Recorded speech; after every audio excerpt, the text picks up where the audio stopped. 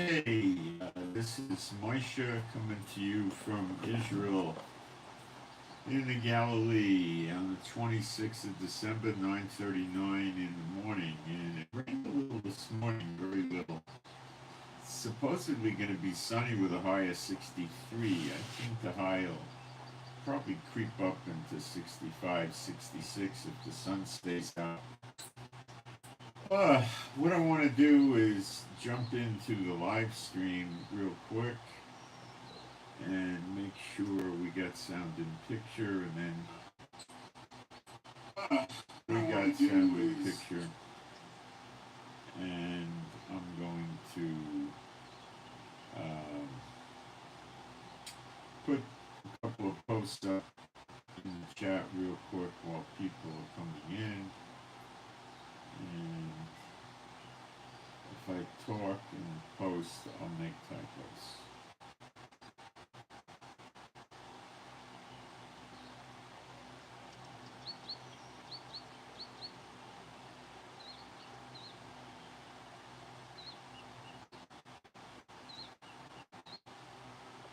And I'll get my email address up. And we got a few people coming in.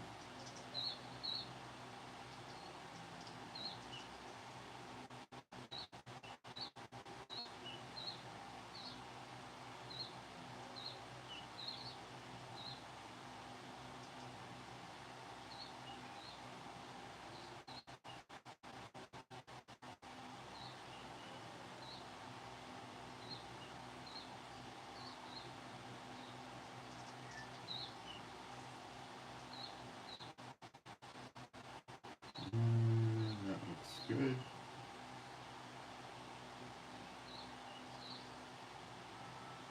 Okay, and I'm going to do some praise and we'll get going. There is no God like Jehovah. There is no God like Jehovah. There is no God like Jehovah. There is no God like Jehovah. There is no God like Jehovah. There is no God like Jehovah. There is no God like Jehovah. There is no Messiah like Yeshua. There is no Messiah like Yeshua. There is no Messiah like Yeshua. There is no Messiah like Yeshua. There is no Messiah like Yeshua. There is no Messiah like Yeshua. There is no Messiah like Yeshua. All right, amongst the other things I'm going to be covering today is the fact that China cut another internet cable between Estonia and Finland. Now, Russia has cut internet cables in the last 6 months here. The Houthis have cut 4. China's cut several, not that many, perhaps 3 now. And I think we're going to need to talk about what happens when there's no internet. And we're getting ready for big attacks on the Houthis. America, I'm sure, and the UK will be involved. And they can easily cut the cables. All they have to do, they know where they are, is go out in a fishing boat and drop small, maybe something this big like this or something like that filled with explosive, like a small depth charge, drop a few of those down where the cable is. The cable's on the bottom. These depth charges will go to the bottom and then blow the cables up. That's it. It's real simple. How are you going to stop them? Shoot every little rowboat, fishing boat that goes out there. What if they just send divers out there? They have these electric things where you can go underwater and hold on to it. It has a little propeller and a motor and it pulls you. Strap the explosives onto that and go out. It's near impossible to stop it. It's a major vulnerability that the large Western countries built, and the deterrent against blowing them up was basically, we'll kill you if you blow it up. But that deterrent is out the window today. Okay. So we'll talk about that before I forget right now. So we know in the daughter of Babylon, when the people are leaving, they say they're going to tell the people in Israel about the vengeance of the Lord on the daughter of Babylon, America. Now, today, Israel gets everything from America on the internet and the news. So it would make no sense if the internet was up and the grid was up. Get my point? So I don't expect it to be up much longer. I really don't.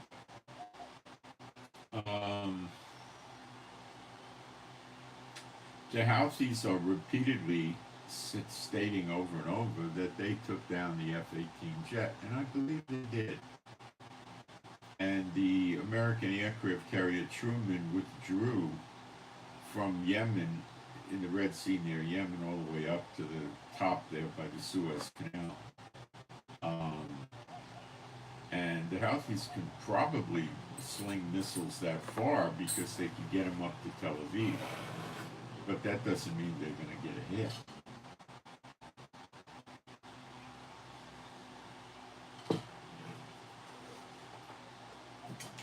The Houthis are running their mouth every day that the American aircraft carriers and destroyers are afraid of them. Now, the Houthis said that America has 4 aircraft carriers in the region. That's what they said. Now, I attempted to research this and got nowhere, which is typical. It's rather difficult to find out where American aircraft carriers are in the Middle East and how many and where they are. It's not publicly available. I've picked up nothing in social media in Israel over the past weeks and months of extra aircraft carriers coming here. There might be 2 here or there might be 1 here. That's it. I don't think there's 4, unless America did it. I mean, and they're capable of doing it, and they would keep it under wraps because it's a definite war drum. So the Houthis may be telling the truth.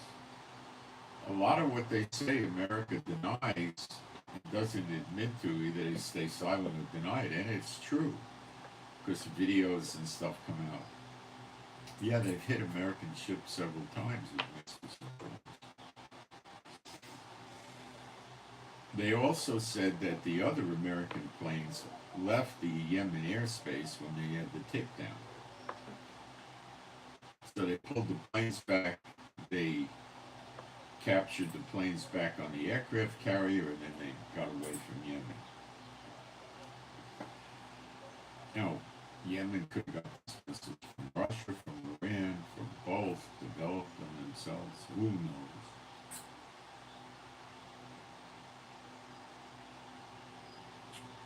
We have not a lot of trouble defeating these missiles with our Arrow 3. They're more advanced missiles. The Arrow 3 seems to knock it down with consistency. And the drones we take down with other weapons, helicopters, jets, whatever. It's not a big deal. So they keep firing at Israel.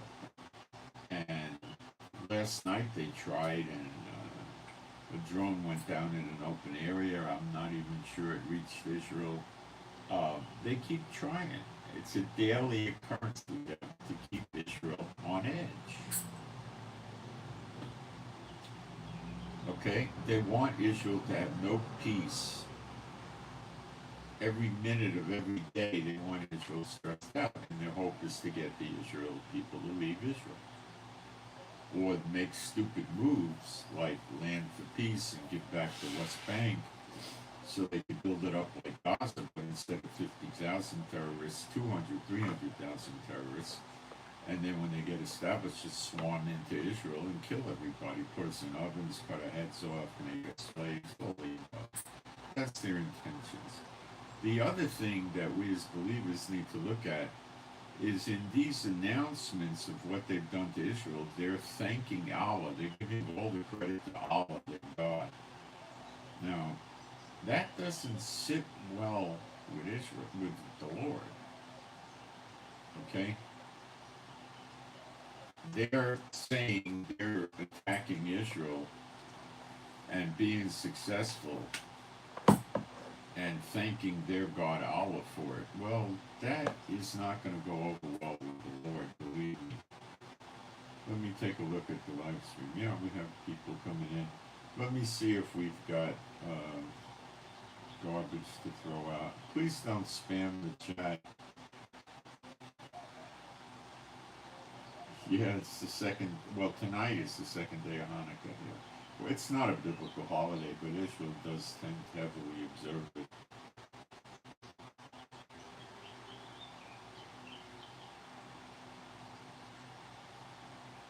Okay.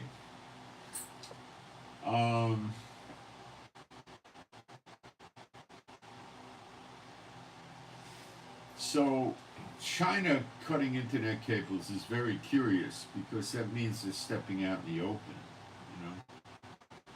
The cable was cut between Estonia and Finland, and a Chinese ship that's accused of cutting cables was right in the very vicinity, so it was China.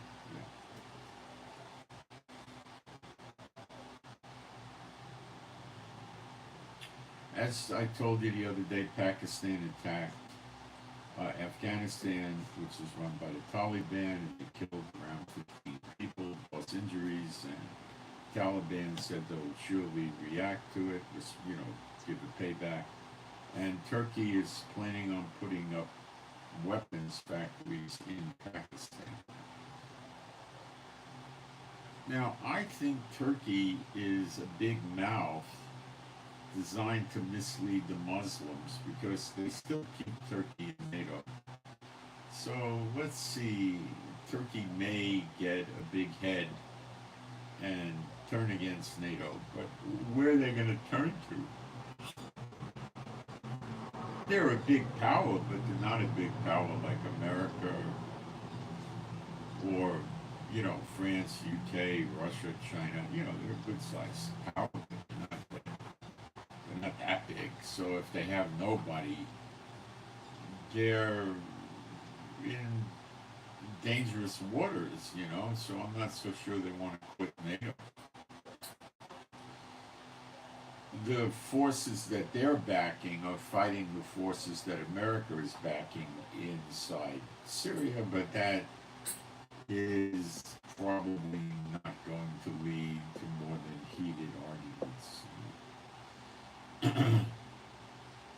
So if the internet cables go, the SWIFT system goes. The SWIFT system is how countries transfer money using the banks from one country to another. It's instant.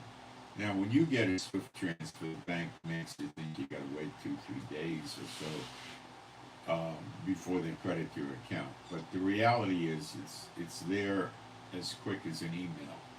You know, anywhere from 2 to 7 or 8, 9, 10 seconds. You know, they like to sit on the money. That's what they like to do. So if they cut the cables by Yemen, it's not going to take out the whole world. It's probably not going to do a lot with Israel either, but it's going to take out a lot of the Middle East near Yemen and parts of Africa, and cables connecting Europe to the Middle East and to the Middle East, Europe, and the Middle East, parts of Western Africa and the Middle East. It'll be a major nightmare. Repairing it could take a few days, it could take weeks. It'll be rather difficult. And if Russia and China decide to add to the fracas and cut cables in other locations, it could be very serious. Bitcoin will plummet along with the other digital currencies because without the internet, they're worthless. You can't redeem or use them to pay for anything or do anything with them. They're worthless. So Bitcoin is a foolish move to invest in. Or any of the like things. So if the internet goes out And we know what's going to happen to go to Babylon and Europe. Let's just work on those countries for now. There, in America, there's going to be a lot of confusion, bewilderment, depression, and anxiety, and even panic, because news will not be flowing. So people will know what's going on in their immediate area. But if you're in a big city like New York and you live in the Bronx, you're probably not going to know what's going on in Manhattan or Brooklyn. It's a problem. Now, if I'm reading the Bible correctly, and I think I am, in Jeremiah 50:51, the grid will be gone. So there's not going to be any TV or radio broadcasts. Now comes the ham radios. It's a very, very small amount of people that do ham radio. Okay?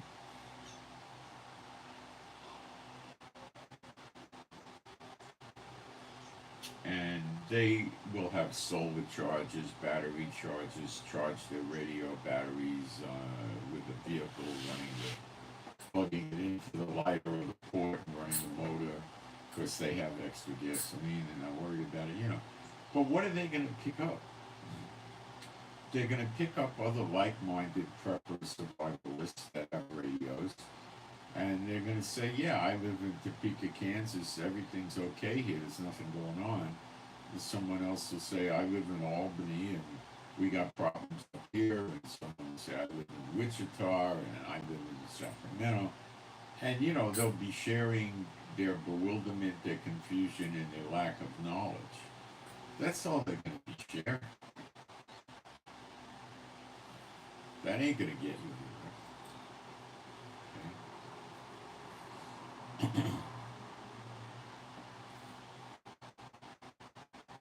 Thank you.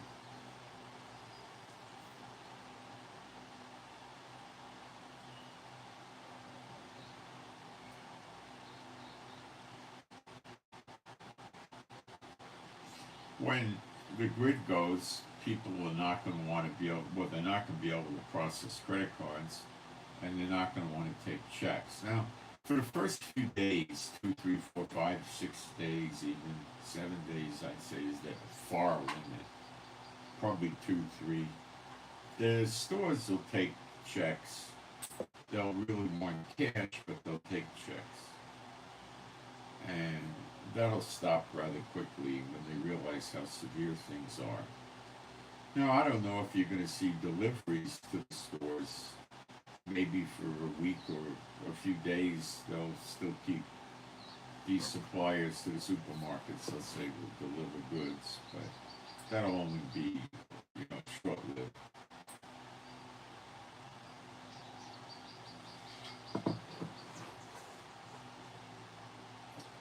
The banks could very likely be closed because they're not going to be able to access the computers and know how much money you have in your account. See the chaos? People will keep taking paper money for a while. I don't know how long a while is, but it will. But it would revert to barter. But barter is very difficult. Let's say you live in a city of 150, 250,000, and you need stuff. Whatever that stuff is. It could be food, it could be beverages, it could be charcoal briquettes, it could be medicine, over the counter, whatever you need. Where the heck are you going to go to barter? Well, I expect that some places might try opening up a barter flea market, but how are you going to tell the people it's there? Are people going to be running around driving their vehicles? Well, not much, because the gasoline stations run on electricity. So they're not going to be able to pump the gas. Now, every now and then you're going to come across a guy that has a generator, and he might be able to keep pumping gas for a few days. But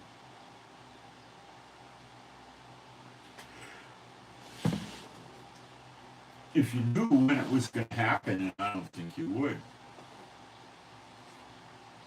top off the tanks in your cars and get a couple of jerry cans and maybe put another 20 or 40 gallons away in your garage, and that would be that. But you're not going to get that warning. So a lot of people, if they think things are tense, will try to keep their cars topped off at the 3/4 mark or higher. The drone thing seems to subside, or at least it's not in the news. I'm not picking it up anymore. So that seemed to have dropped off. There was one or two car ramming attacks in America on Christmas, but that was much less. It was just more wolves, I think. It was a lot less than what could have happened.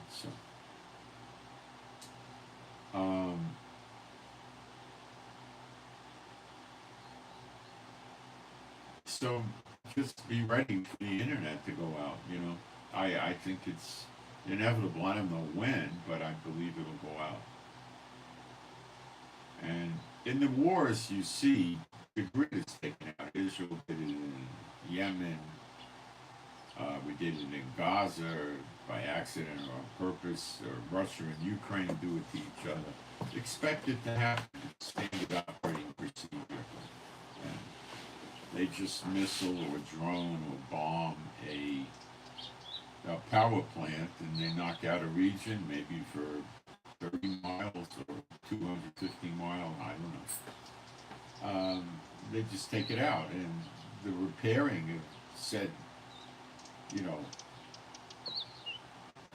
grid for electricity in that region that they take out could take weeks.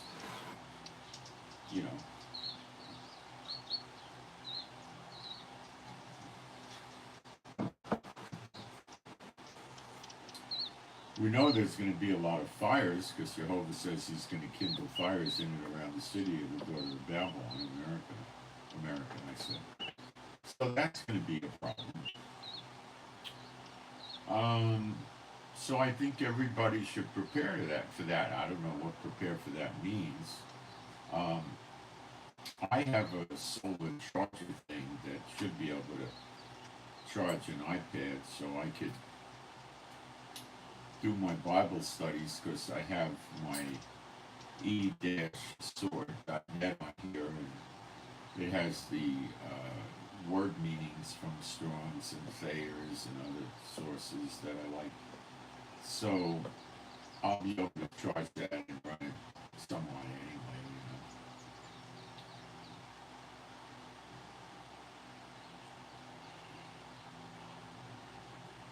We never did the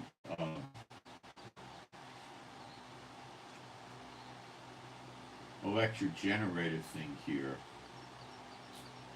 It is, we just thought it was just going to delay things by a day or 2 or 3 or something. The other thing that we were looking at doing was solar, but that's somewhat confusing. To get it done right, you're looking at about $25,000 US, so we're not interested. We don't have the money.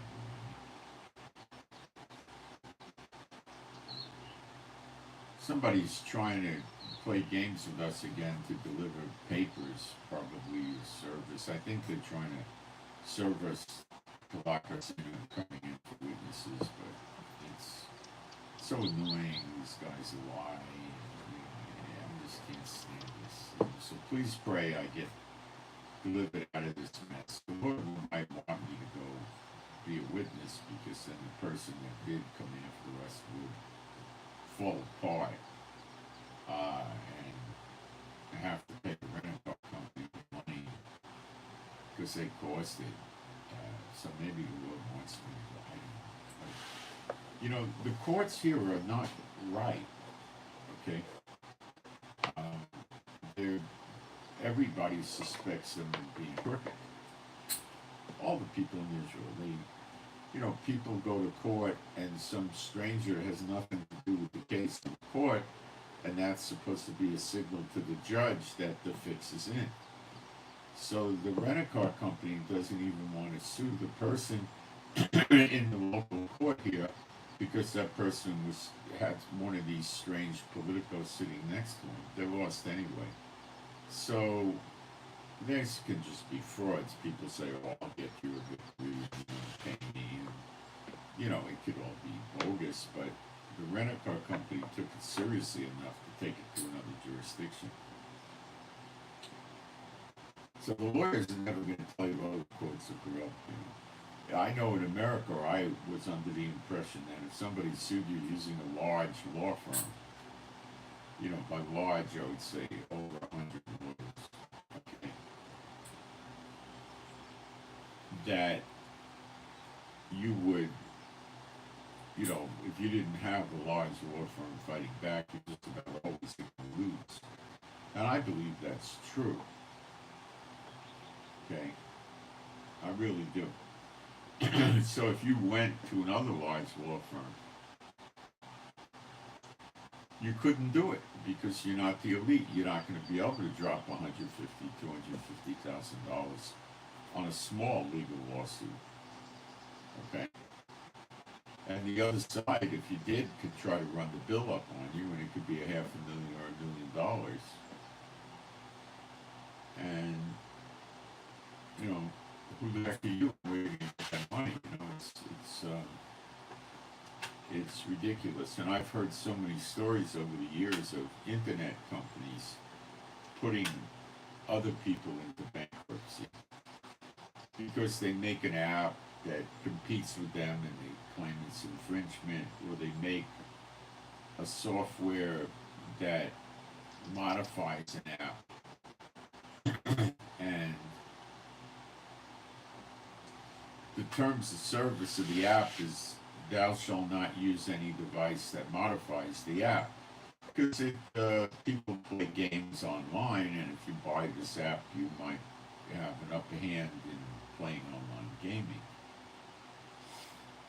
So somebody builds an app to go with a piece of software that has the terms of service that "thou shalt not use any modifying app with this software." So they sue the guy for building the app violating the terms of service, which I think is far stretched. But if you're using a law firm with 800 lawyers and you don't mind spending $500,000 or more on the lawsuit, you'll probably get some sort of victory. See, the courts are awful. They're all satanic. Every country, everywhere. That's why they're there, to protect the elite, the Satan bots, not to help you. It's designed to look like it helps you. Now, if you get one non-Satan bot suing another non-Satan bot, what do the judges tend to do? Well, they tend to make it look like nobody really gets ahead. They don't really give any serious victory to anybody. They'll let one side win, the one that probably has the better points of law on their side, but they're not going to give them a big bonus or payback because they're not interested in justice. They're trying to send a message to these people not to use the court system because it ain't going to help you. It's there to protect the elite, and if a judge does go bad, that's why they have an appellate court system. So the appellate court reverses the local judge to protect the elite. That's what it's for. Remember, the way the world works is if they can't rig something, it doesn't exist. So you better believe they rig all the sporting events and the stock markets, commodities, futures, it's all. If they had a chance of losing, and they wouldn't have them. The same with the casinos. They wouldn't be in business if they were playing by the book straight up. They don't. Okay? So the whole thing is a perversion. It's a delusion. It makes people think they got some justice that they can claim. They don't. if some non-Satan bot does something bad to another non-Satan bot, breaks the law, they'll probably give some reward to the one that got victimized. But if a Satan bot does something bad to a non-Satan bot, the non-Satan bot ain't gonna win. If it's blatant and obvious, and the judge wants to preserve the appearance of justice, then he might give a small penalty to the person that did it, but not much of anything. So it's just the same crap, you know. Just can't wait for it to be over, can we? You know. Let me check our live stream. These are the times the bad ones come in.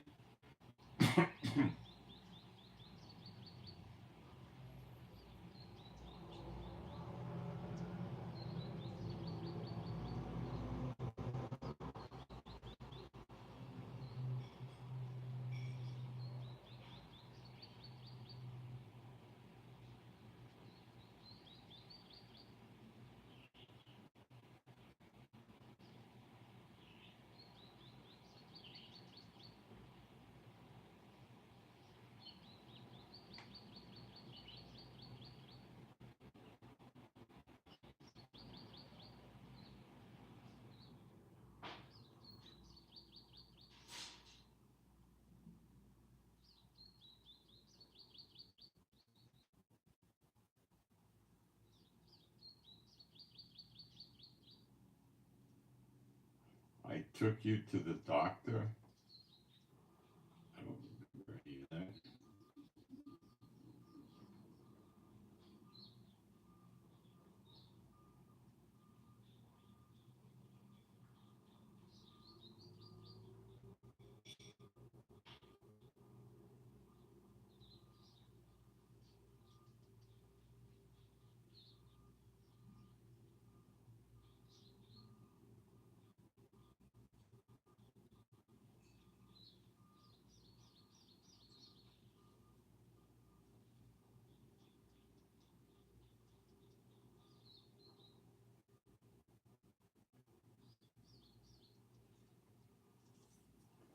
Okay. I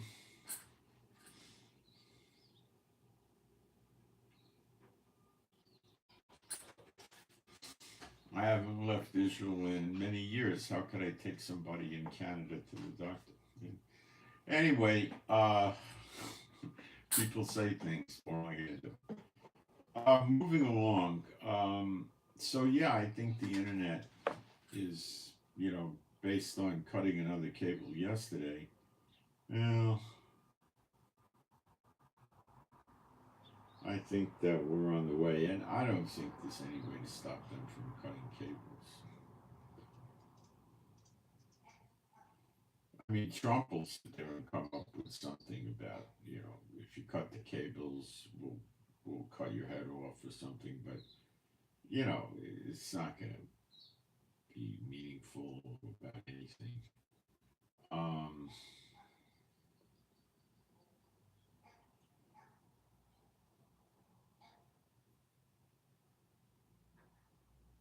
so this thing with Pakistan and Afghanistan could get legs. Could happen. In Syria, there's constant division. The different sects, SCCTS, are all stacking against each other. Conflict, protests. It's a mess. It's a mess. I'm gonna take a quick break for a minute and come back, and we'll talk about Syria, what's going on over there, and it's just chaos, and they're not giving it to you in the news. They're giving you a little bit, but it's much worse.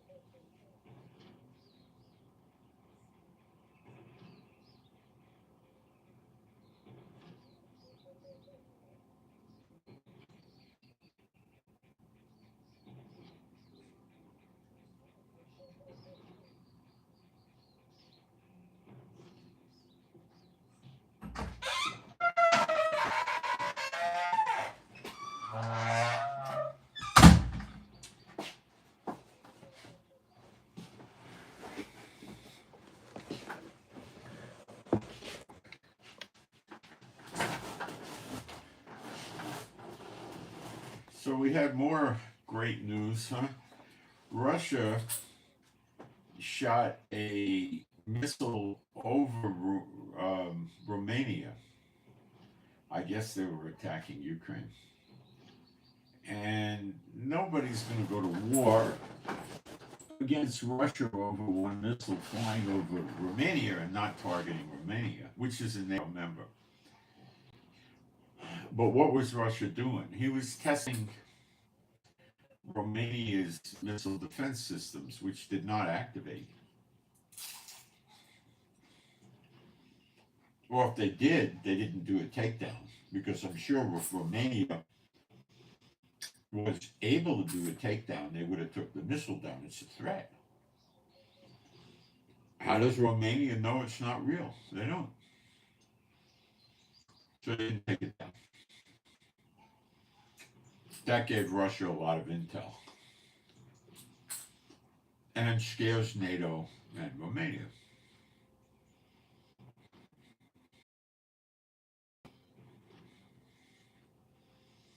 More tensions.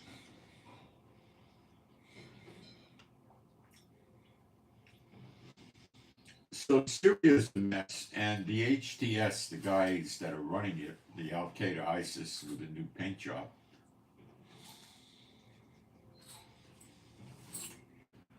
are saying they're going to consolidate their militaries from all the different factions. And eventually, they want to build their military up to 300,000. But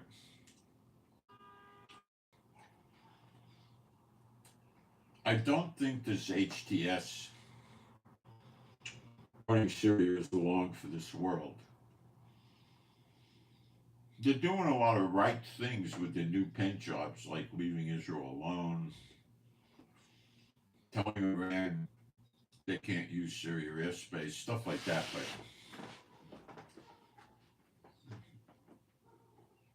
there's too much infighting amongst the groups. They can't. I don't think they're going to do well.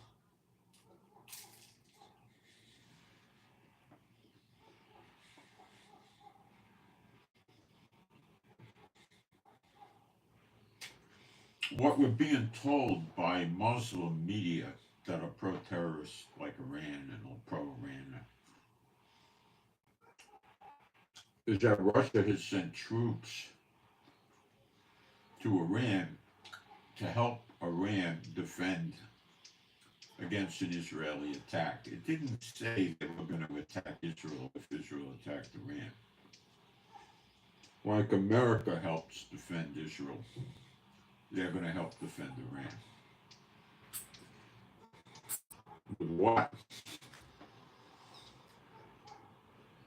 If Ukraine could attack all over Russia, Israel can attack Iran with Russian air defense systems. But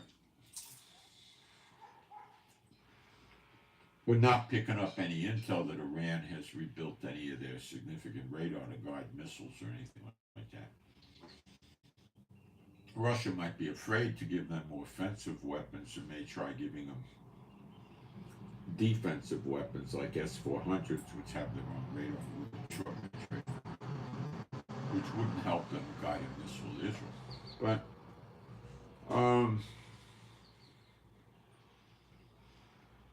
I'm not even picking up that. So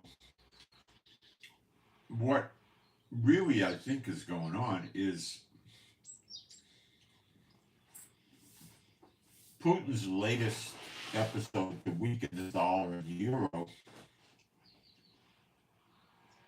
which is going to pour kerosene on the fire between him and NATO, is to set up a trade-free zone with the Eurasian countries. No, that's a duty-free zone. Let's look up who's in the Eurasian countries.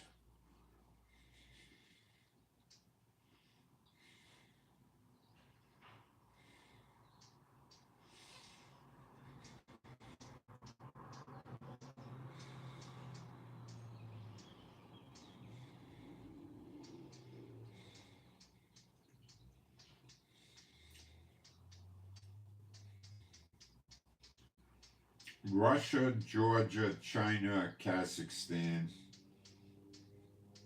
Moldova, Ukraine, Armenia, Tajikistan, Belarus, Norway, Kosovo, Island Islands, Cambodia, Gibraltar, Hong Kong, Macau, Taiwan, United Kingdom, Poland. Is this true? Wait a second.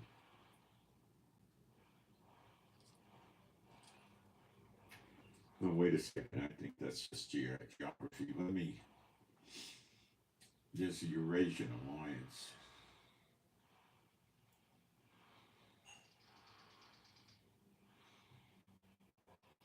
That's not true.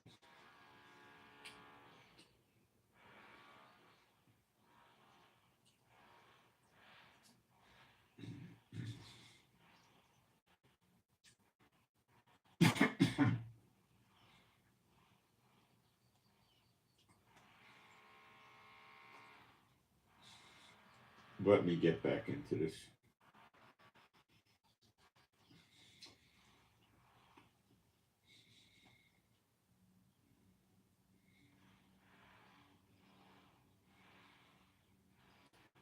Yeah. It's an Eurasian Economic Union. EAEU, I think they call it.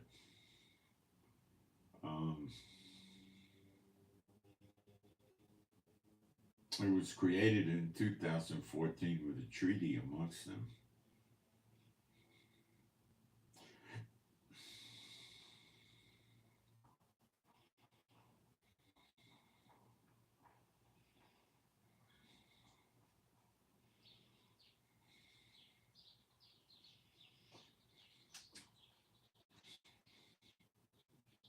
So it's not a NATO defense thing, it's an economic trade association, you could even call it. But I think Putin's trying to weaponize the trade.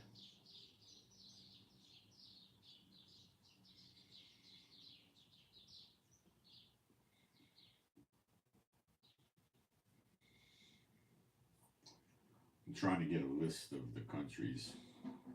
I could do that quick. Hold on.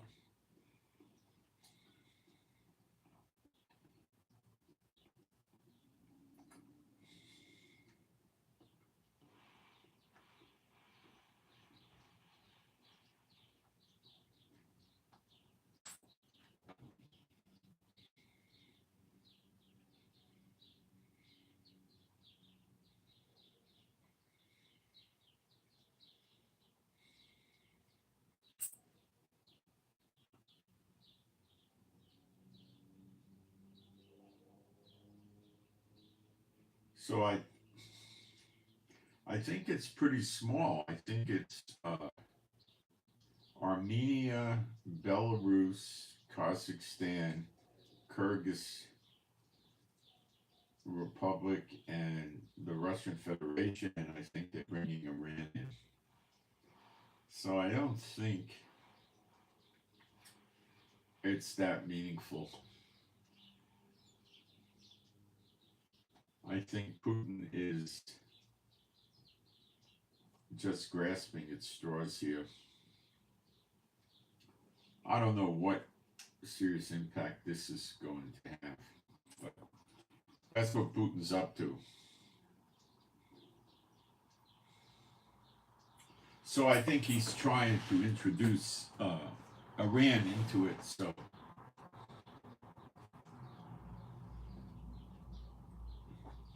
Iran could beat sanctions and stuff.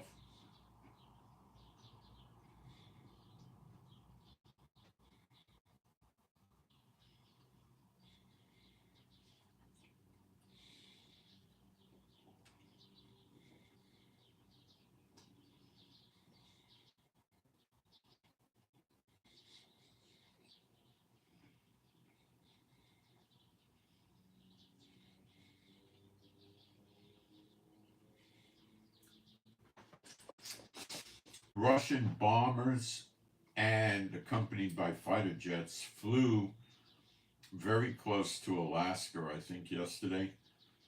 Um, they didn't violate American airspace. They came right up to the edge. And that was a warning and a threat to America, in addition to watching America mobilize a counter threat to get intel.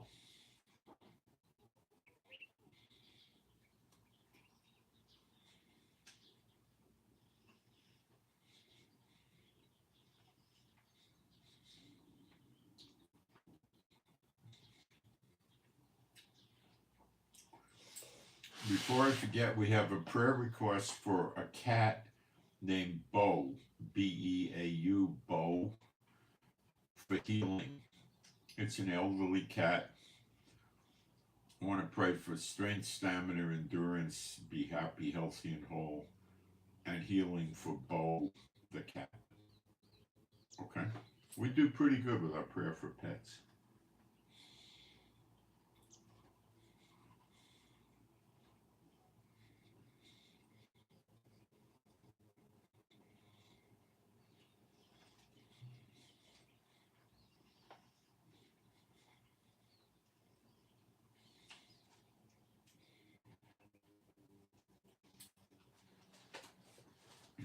Another, um, I think I'm done with the current events, so we'll start switching to the Bible. Another area that the law progresses or changes in is the red heifer.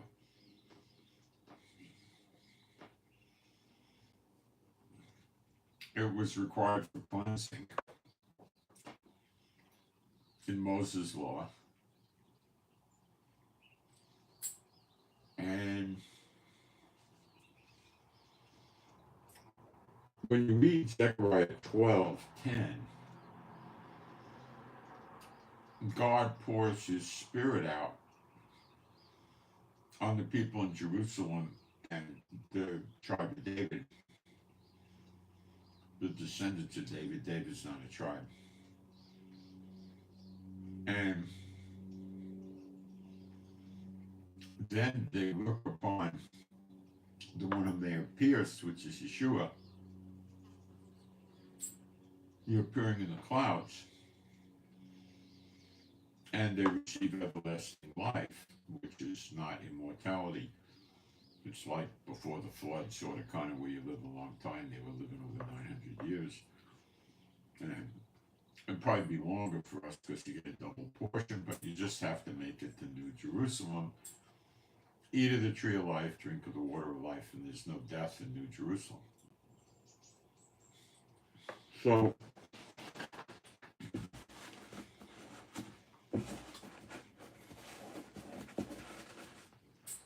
If God pours his spirit out on the people, I would say he forgave their sins,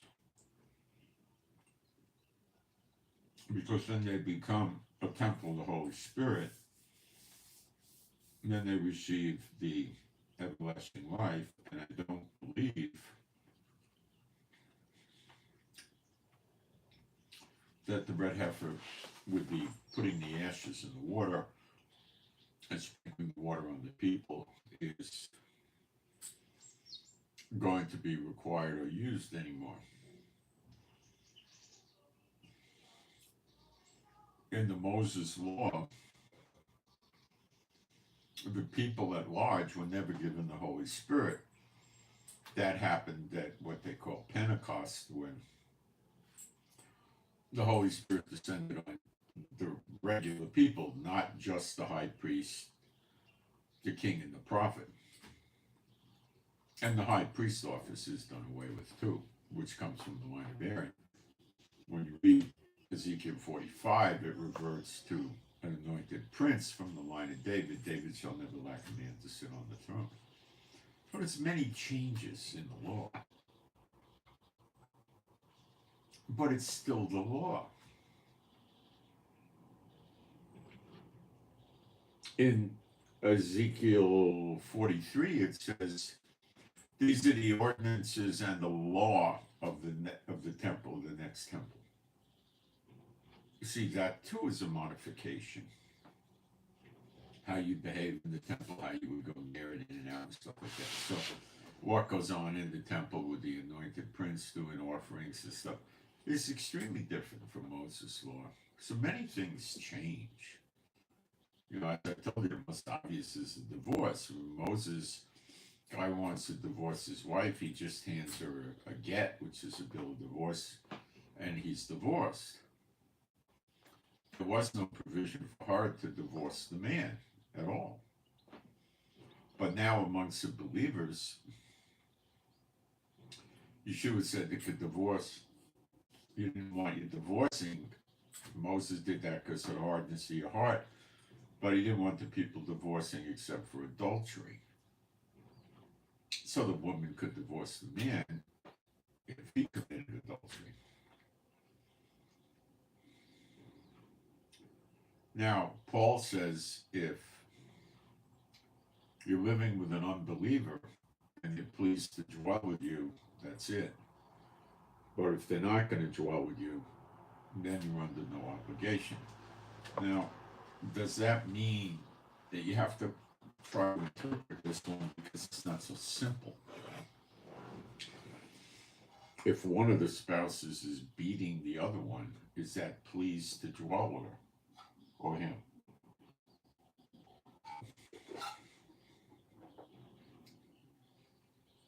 If one is tormenting the other on purpose, not because they got habits that are obnoxious to the person, like they like eating garlic at night or something. I mean, I'm talking if somebody's going out of their way. I think the fullness of the meaning is the person just moved out. Okay?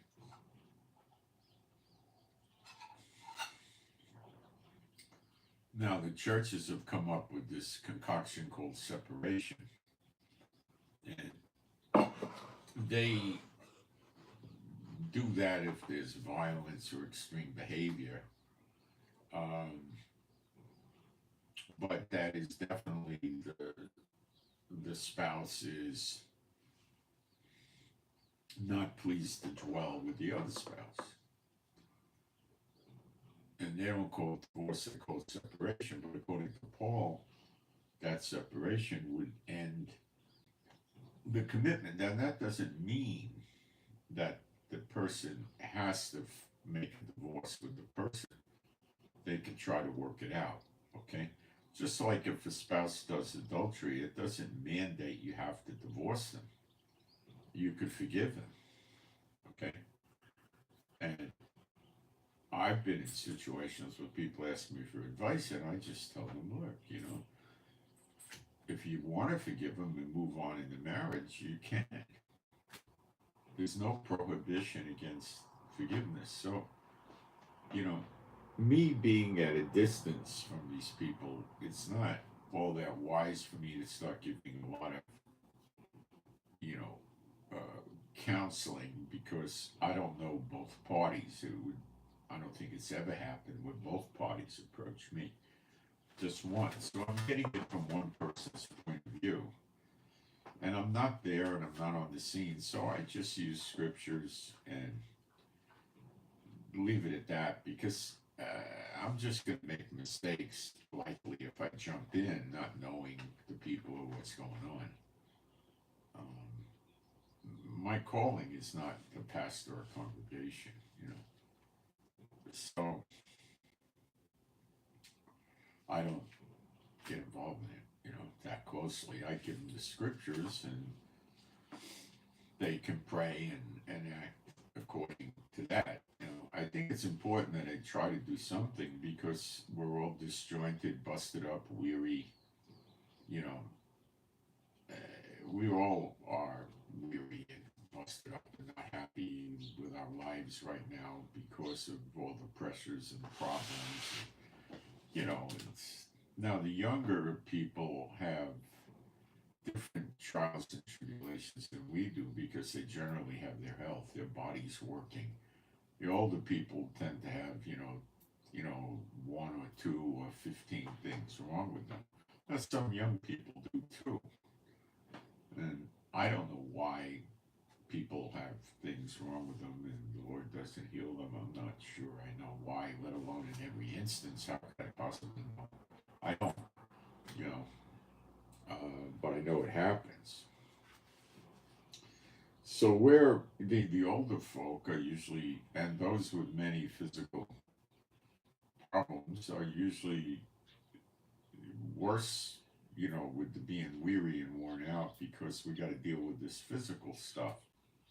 And it manifests in many different ways with physical ailments or incapacities or whatever words we want to use. So it's a problem for us. And we all want these days to end because it's very hard. And we all know it's very hard. And for the younger people, it could be very hard too, but it's a different kind of very hard because their bodies are at peak, but they could have economic problems, job problems, marital problems, neighbor problems, children problems, parental problems, and all kinds of other things. So everybody's busted up in some way, shape, or form, I think, and weary, all of us. But I think we'll be restored, not just physically, but also mentally and emotionally when we get the everlasting life. I don't think we'll have this issue. And boy, we can't wait for it, can we? Um, so I see the wars brewing, and I really don't know how long they're going to be. I think the Ukraine-Russia war is years now. I understand over 1 million people got killed in that war. It's a big, big, big war. Israel war with our lovely neighbors has been over a year, whatever, about 16 months, I think. Um, then many other big wars going on right now. You could call Taiwan China a war, but it's not a shooting war. North and South Korea are a war, but not a shooting war, you know? Israel and the lovely neighbors and Ukraine and Russia is a shooting war. Um,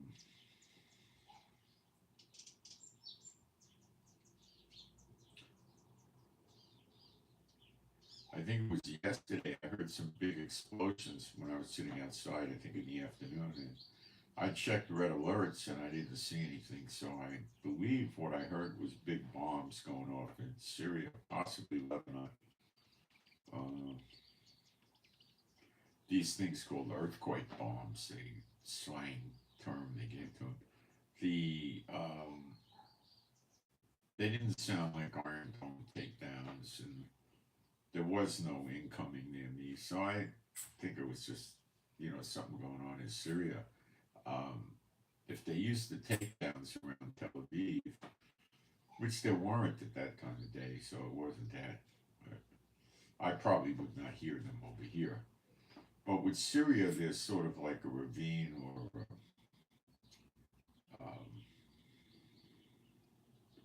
like a canyon or something with high walls, and the sound projects through it and comes to Israel. So this from Syria it carries it over. When the fighting starts in Jordan, there's nothing. It's just open land, and I could walk to the end of the street here and look out to see Jordan. Um, Parts of Jordan, anyway. You could drive around near Jordan and look over into Jordan and see cars and houses. It's pretty close, and there will be a fight with Jordan. So we haven't seen Elam get destroyed yet, nor Iraq. Syria, Damascus is not a ruinous heap yet.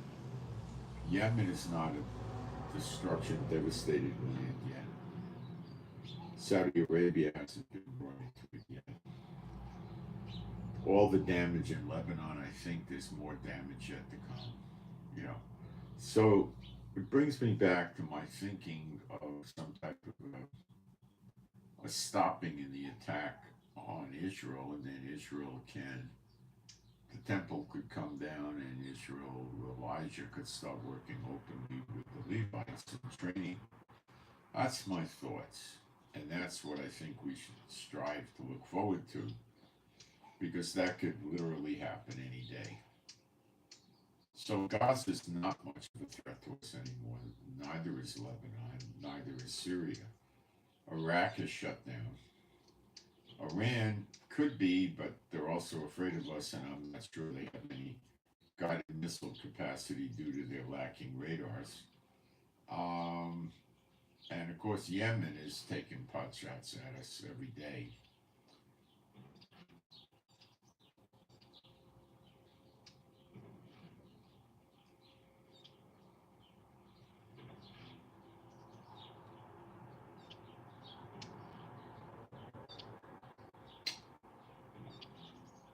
Yemen is due to get bombed heavily. I think Israel, UK, and America were building up a substantial attack on Yemen. Now, they might not attack some, in other words, Israel and America may not attack shoulder to shoulder. America might attack and then Israel the next day or the day after, or America might attack one region and Israel and other regions simultaneously. I don't know. I see no reason why America would stop bombing the Houthis, and I'm quite sure Israel will attack the Houthis as well. Now, attacking Iran to punish the Houthis, I don't know if they're going to do that. I think it'll be effective, but it'll probably stir Iran up badly.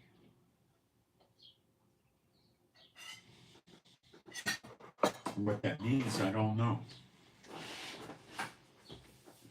If they got new radar, Israel just take it out again, and that'll stop their missile launch capacity or capability. So I'm not sure what in the world Iran could come up with at this point to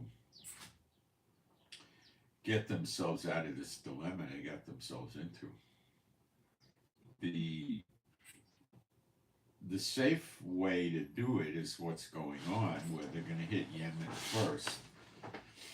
But Yemen becomes a nothing, a wasteland. So that's a massive, that's probably,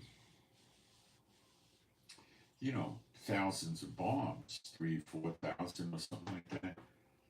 That means they get the ports, the piers, the oil, the refineries, the power stations, the airports, the military bases, all this stuff. It's a big, big, big job. Now, the Yemen military is trying to demilitarize the Houthis to stop the destruction of their country, but I'm quite confident that it will fail. They might have a brief temporary success. I'm not so sure even that. I think it'll fail, and that will create more turmoil inside Yemen, weakening it. I don't see any room for a revolution overthrow of Yemen. I'm not aware of any facts that would make me think that's going to happen. The regular government will push against the Houthis, but um, that would hardly be called a revolution because the Houthis are the revolution, so they would be suppressing revolution, not making one. So I think the logical way for us to proceed in our minds is to look forward to the temple and Elijah training the Levites, and I do believe that would open up the door for some people to move to Israel. And we can read of a lot of believers in Jerusalem in Zechariah 12, which is not the case today at all. Don't buy it. So, yeah, they could, you know, so we won't have the full victory, but we'll have a good ongoing fresher breath air, breath of fresh air. So it would be nice, you know. Blessed are the feet of those on the mountains that bring good news, good tidings, good news, and that mandates the true gospel, not the church narrative. So you have that. Okay, let me look at our live stream and make sure we don't have troublemakers in there.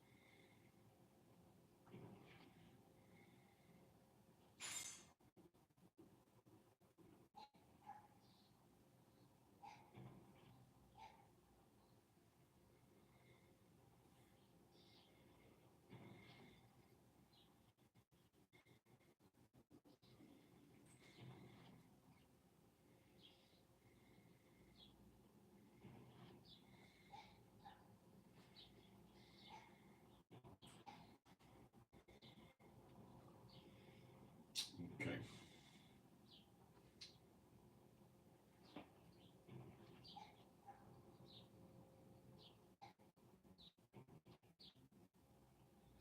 So let's see, I covered that with the red heifer. Oh, there's another thing with the red heifer too. Zechariah 13. And you got to remember that the chapter numbers and verse numbers and all that is artificial, put in by the Churchianity Publishing Houses. It's in 13:1. In that day, that's the same day, there shall be a fountain opened to the house of David and for the inhabitants of Jerusalem for sin and for uncleanness. Well, this is when they have the Spirit poured out them on them and they get the everlasting life because they say it's pertaining to Jerusalem, inhabitants of Jerusalem and the house of David. Uh, so again, that's without the red heifer. The red heifer would be water with ashes that are sprinkled. This fountain is probably allegorical, and the word for fountain is makor, and it something dug, a source of water naturally flowing.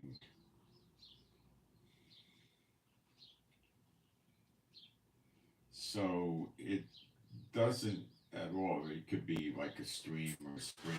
It doesn't have the concept or the root of being sprinkled with this water that has the ashes from the red heifer, okay? It's something different.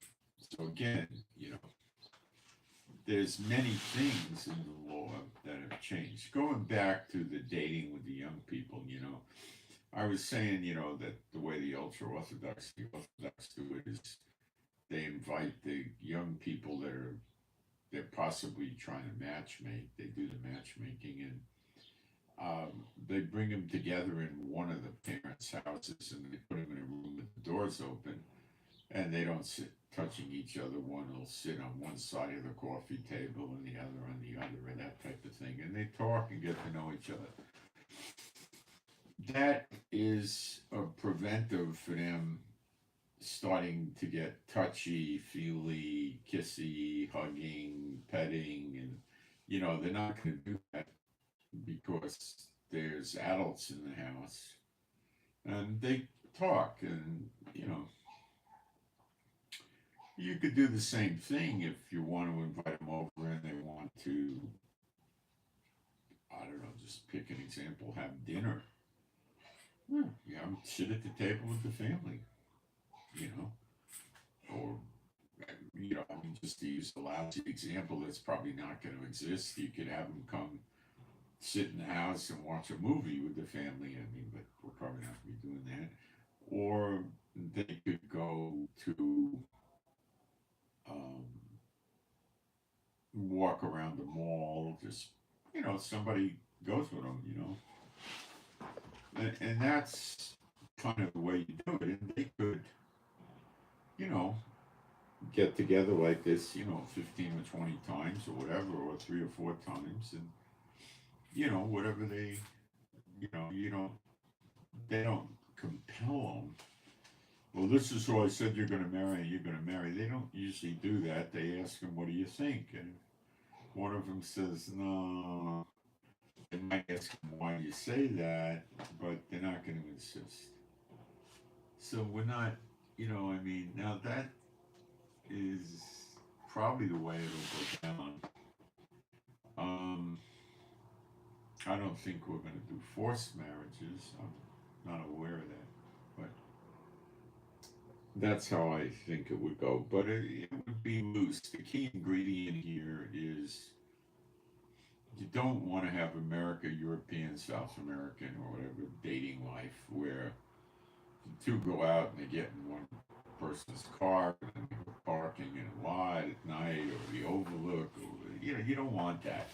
You don't want to go to the amusement park and go in the tunnel of love, or you don't want that. You don't want them going off into lust, because when they do that, they're giving place to the devil, and then they could start making bad decisions about what they should do and not do. It could lead to sin. It could lead to pregnancy outside of marriage. I don't know what it's going to lead to, but I don't think we're going to do it. And but kids, that are of a young age, like in a playground, young kids, 5, 6, 7, 8, 9, they'll just play with each other. You're not going to have a big problem with that, I don't think. Um, but you got to have them watched by adults for sure. And I told you the beaches, if we're going to do the beaches again, there would be heavy modesty and probably separation between male and females. They would probably just put metal rods in the sand and some sort of plastic curtains up. Not a curtain, a barrier so you can't see across. But I think that the bathing suits would become very modest. Let me show you some pictures of what they used in America, like in the 1800s and 1900s. Um, Women used to dress quite modestly in America, even in the early 1900s.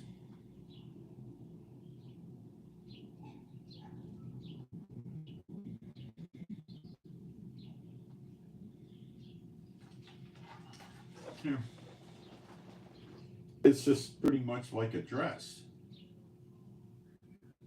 I think if you put the dress all the way down to the ankles, you would have trouble walking in the water and trip and fall. But they put high stockings on and they wore footwear. And they also had hats on.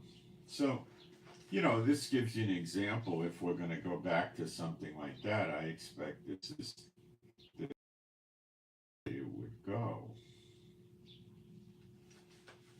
Here's another version.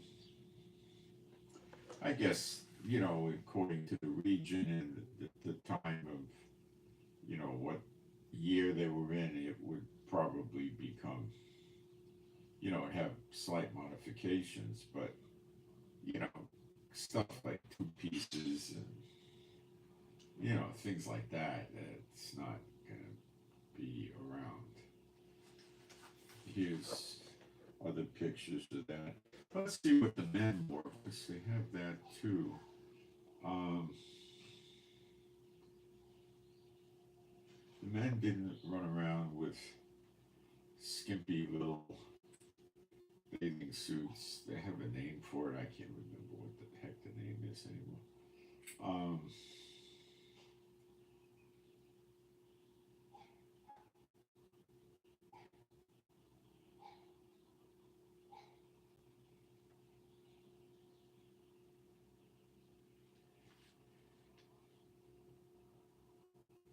it's not working.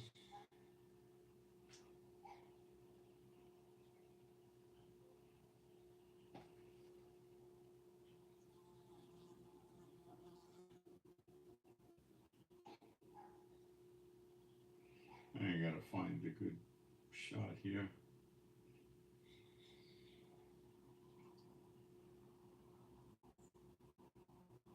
See, today the people have gotten conditioned to turning the beaches into something that is stupid. For instance, you see women walking around with tiny two pieces and thongs, yet they would never, if they live in, I don't know, Arkansas, they wouldn't get up and go to the store wearing a two piece or wearing a thong and go walk around in a store. But they think nothing of doing it at a beach or at a swimming pool. See, it's gotten, somehow Satan got to the people. Here's a male bathing suit, typically.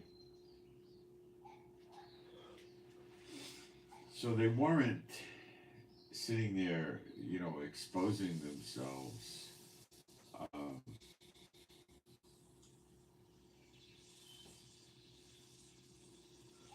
let's see if we can get some more pictures.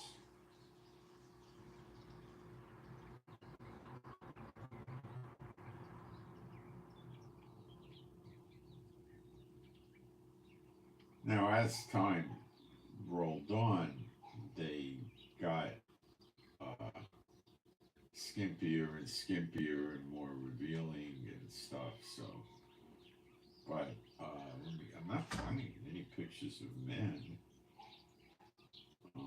But in the past, I have. Don't quite get why.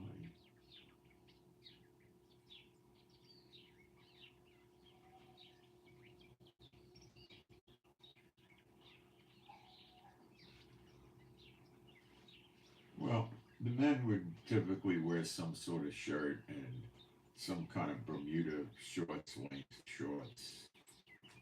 The women were more, conservative in what they were covering up, and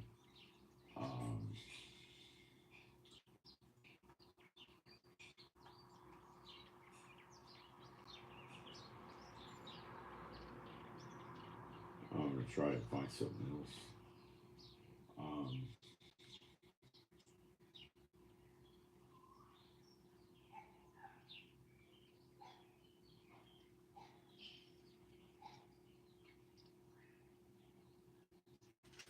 Here's pictures of the way the women were dressing.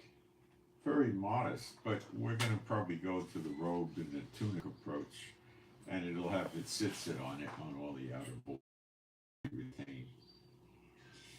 The laying civilian, the leather straps with the block on the head and the arm, and that I think is, not going to be around. I think the rabbis took that out of proportion. I think they made an allegory into a literalization, and the Jews today predominantly wear those when they pray.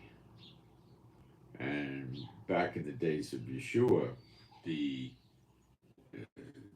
Pharisees and the Sadducees, the ones that were playing a holier than thou game, would wear them all the time. They'd have breakfast, get up, and go out of the house, and they would put that stuff on and walk around. Um, Now, of course, the rabbis have made that into an absurdity too. You could buy, tefillin, that's what they call it. Putting them on is called laying tefillin.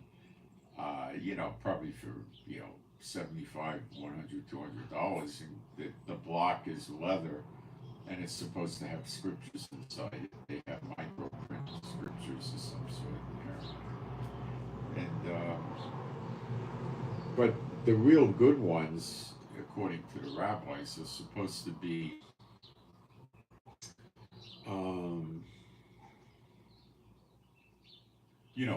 they apply kosher to those, better kosher.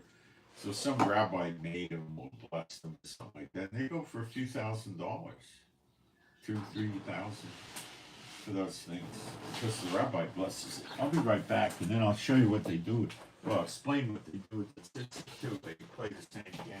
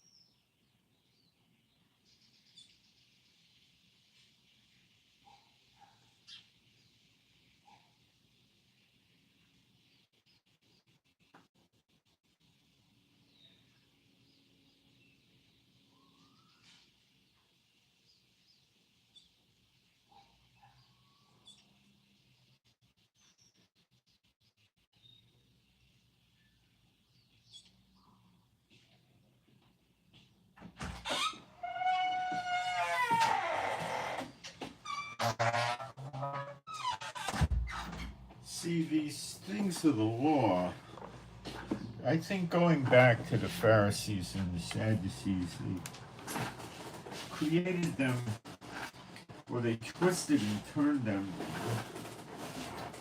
into a holier than thou type of a game. The rabbis today sell various. See, you're supposed to have a ribbon on the tzitzit. This is some of the ribbons they sell, you know. It's just what I showed you. So they have different colors of blue.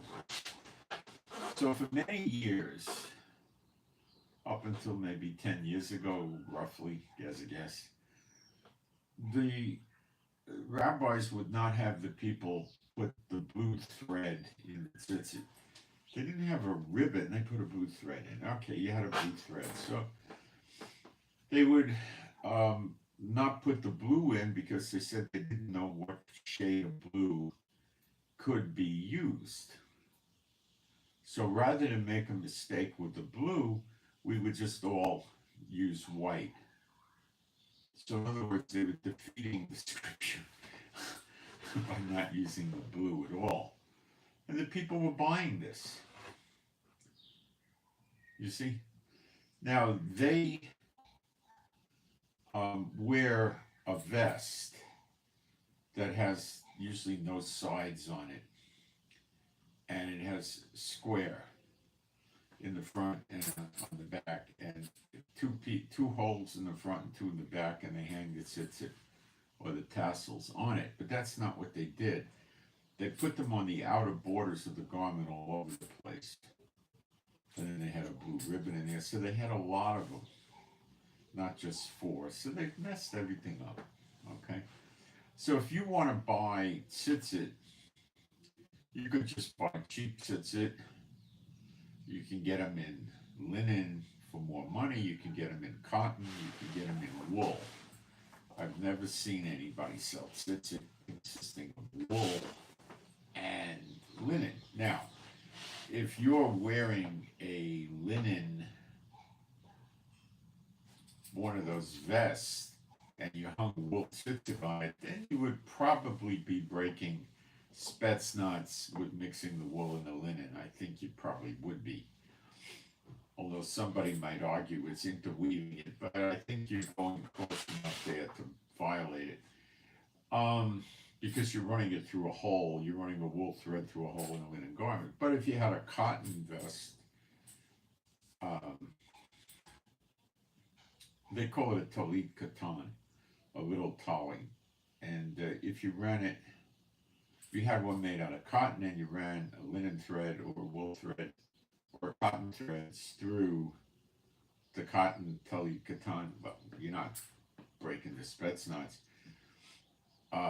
If you had some of them were wool for cool weather, so if you had a wool one and you ran the wool thread through it, you'd be fine. The wool thread tends to fray and flare out, though it doesn't work too good.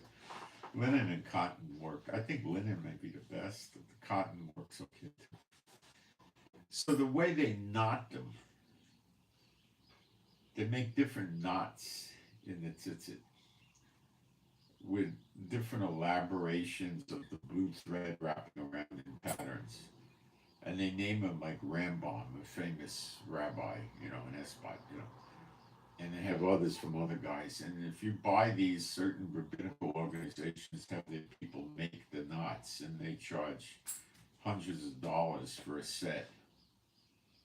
You see how they get crazy with it? So the people think, oh, I've got the money to buy a good set, so I'm going to be really holy. You see? You see what I'm saying?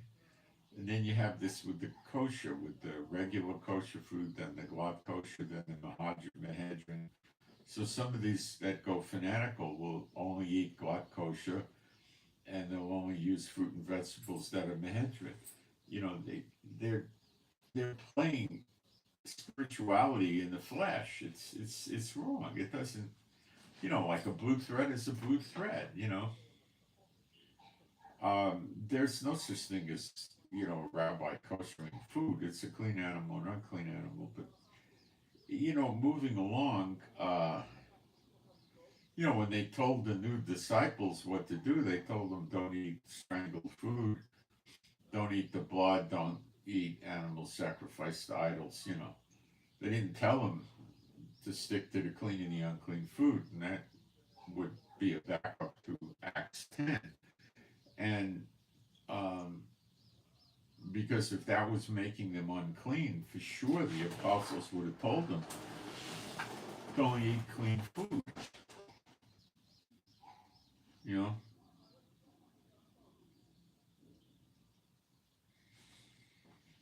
Think about it. So that's how they have been ruining the Israelites and the Jews, with this stuff going on, getting them infatuated with observing, of the flesh.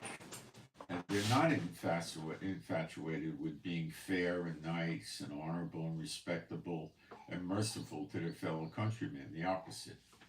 So it's very, very difficult living here because of that. Very, very, very difficult.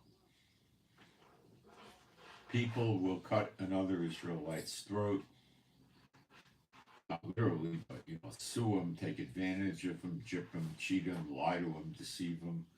We have a guy was telling us here in Israel that he owns this plot of land near us, right? And he didn't. They're like children. This is like probably a 40-year-old man with a family lying to us about owning land he doesn't own. What? What are you? That's a child does that, a teenager maybe, or a young child. There's something wrong. You see what I'm saying? That's how they operate. That's how they operate.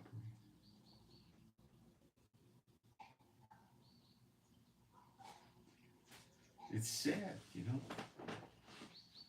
It's sad. And I tell you, Netanyahu made things much worse than they used to be. Israel before Netanyahu's had over 20 years of his reign in Israel, I was here in the 90s before Netanyahu, and it was nothing like this. It was nowhere near bad like this. Nowhere. It just wasn't. There were very few lawyers in Israel, very few lawsuits in Israel. People weren't ripping each other off like that.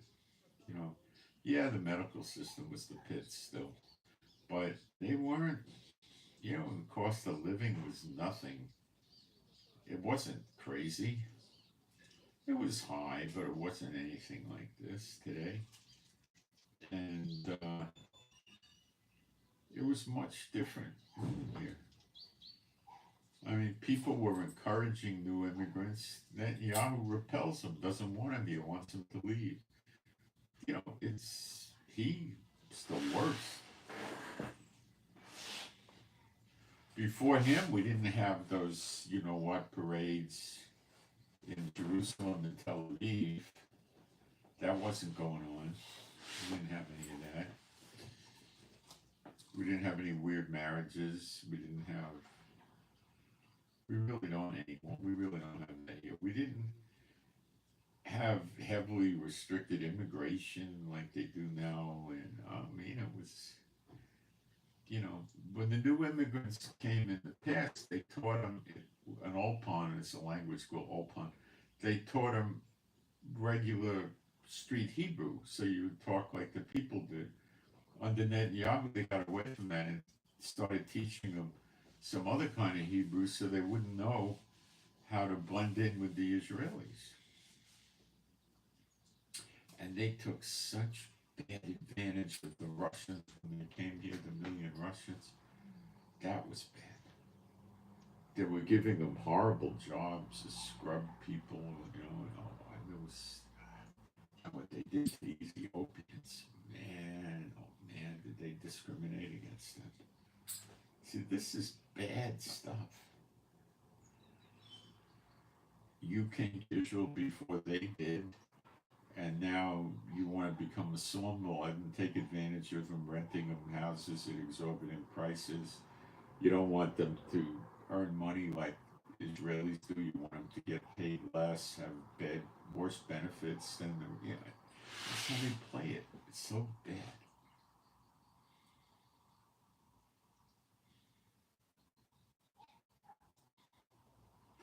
The Espots moved into the kibbutzes, and the Moshavs worked their way up to control these places. It's been victimized by the demons badly. It really has. And the life is very hard because of that. Satan is bearing down hard on all of us now, all around the world, because he knows what's coming. He won't tell his disciples what's coming because he doesn't want them to throw in the towel or anything like that, but he seems to know.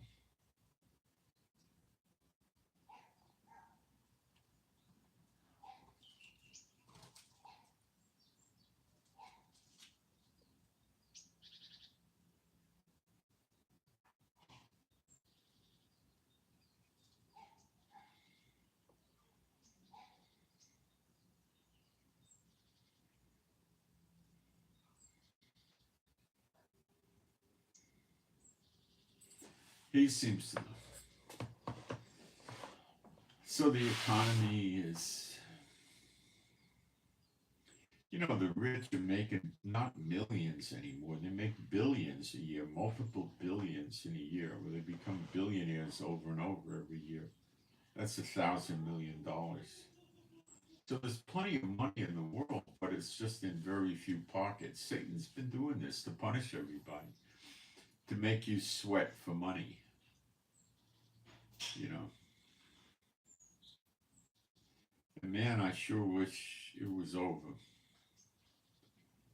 And I think that for us, when Elijah starts working, hopefully things will become a lot better.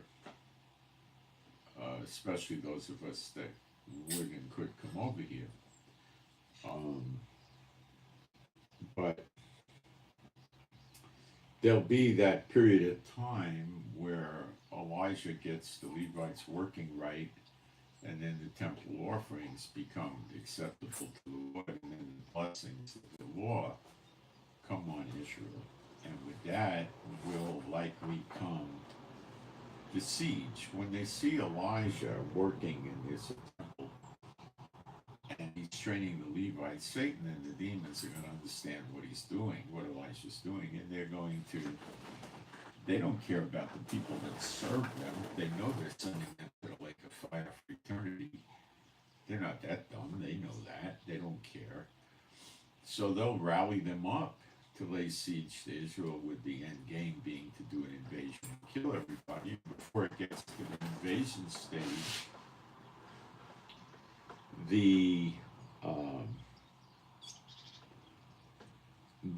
Elijah and Apostle John will burn them up, and then we'll start taking the land back, and then the great exodus will happen. So when that happens, I believe on that same day, we'll see the sign of the Son of Man in the clouds. We'll see Yeshua and have the everlasting life. But it'll be a big breath of fresh air to have the temple and Elijah and all that. And Israel will be greatly changed. So the chances of you being able to come and live here would probably be rather high. And I think God will likely direct the people that have the true gospel. It says, blessed are the feet of them on the mountains that bring good news. And then they're saying, what do they say? Your God reigns. Well, when it says your God actually, I guess it would be your, I don't know, your Elohim should be. Maybe it says Jehovah, I don't know. But it's directed to the Israelites. So people with the true gospel will be here telling the Israelites, your God reigns. I mean, they're not in Brazil or Antarctica or Tokyo, I don't think they're here. And they could be going to the lost 10 tribes, but I think it means Israel. Your God reigns.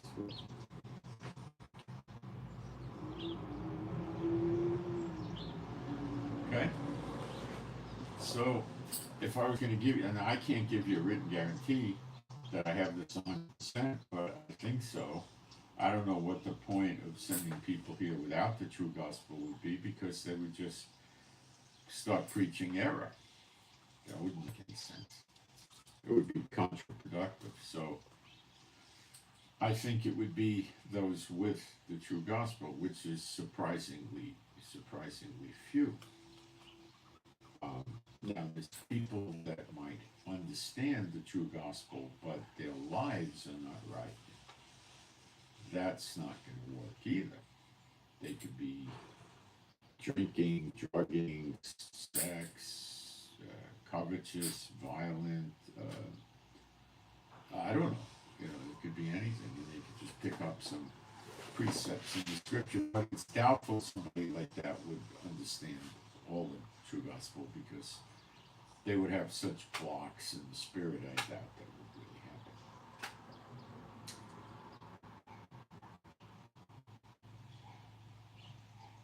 happen. And we do get the impression when we read Zechariah 12.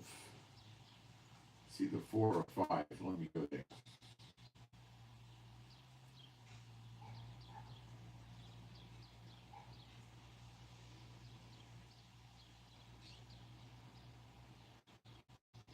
Well, it says, in verse 3, give us some clue here, and in that day will I make Jerusalem a burdensome stone for all people.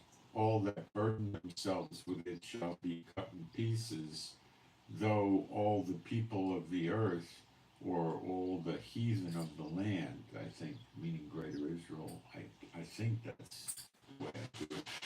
I do not believe it's all the people in the entire planet Earth, no. Be gathered together against it.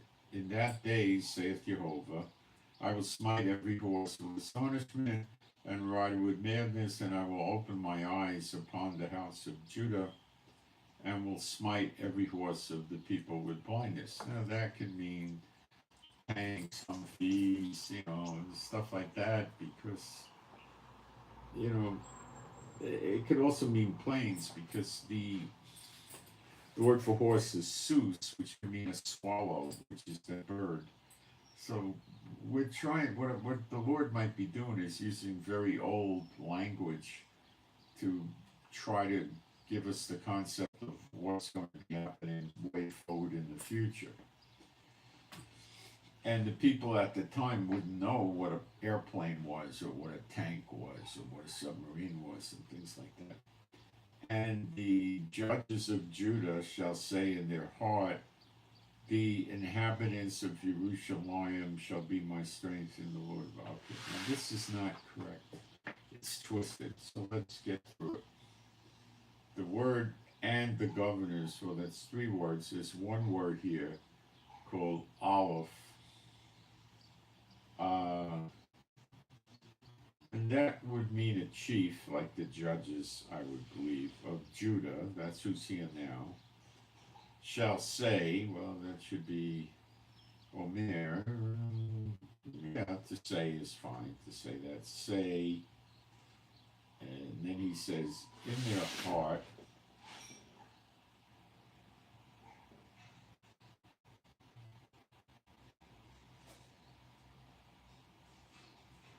And the word is lev, so it doesn't say in their heart, it says say heart. Well, I guess to make it in English, in their heart. The inhabitants of Jerusalem. So the word for inhabitants is Yeshab.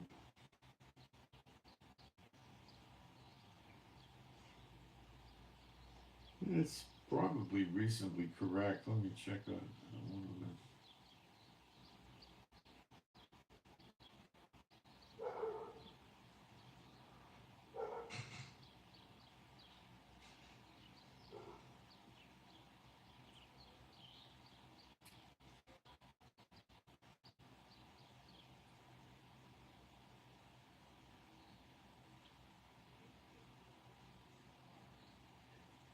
I guess you could say dwellers, inhabitants of Jerusalem.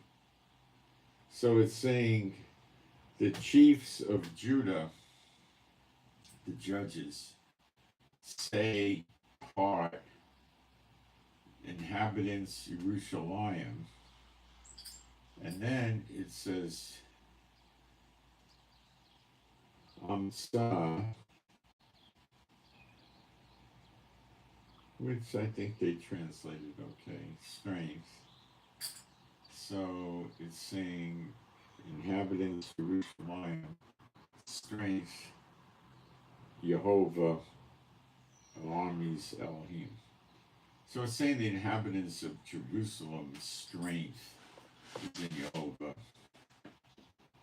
Elohim, Jehovah of hosts, Elohim. So it's saying their strength is in Jehovah. But let me check that in Hebrew. It's probably correct, but let's take a quick look.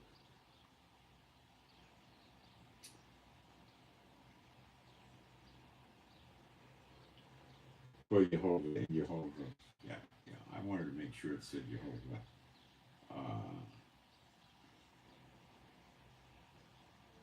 Elohim, yeah.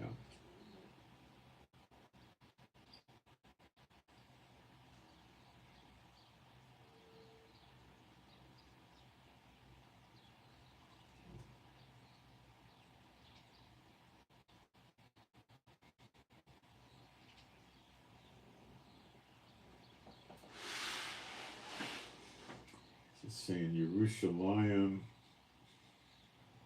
in Jehovah. Yeah.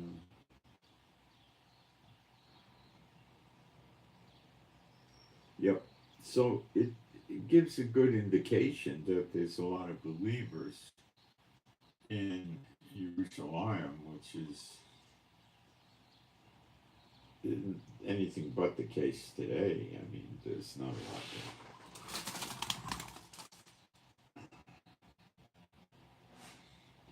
Then in 6 it says, in that day will I make the chiefs, the judges, is what I believe it means, of Judah like an earth of fire among the wood, and like a torch of fire in a sheaf. Well, who do you know has fire coming out of their mouth? Witnesses. And they shall burn up all the people round about on the right hand and on the left, and Jerusalem shall remain still inhabited in her own place. So it's burning them up on the right hand and the left. So I think the nations, I'm pretty sure, are just still surrounding Judah and Jerusalem in a siege. They have not invaded, probably planning to. And Jerusalem stays in her own place. They're trying to make you think that it gets destroyed or occupied. It doesn't. Jehovah also shall save the tents of Judah first, that the glory of the house of David and the glory of the inhabitants of Jerusalem do not magnify themselves against Judah. In that day shall Jehovah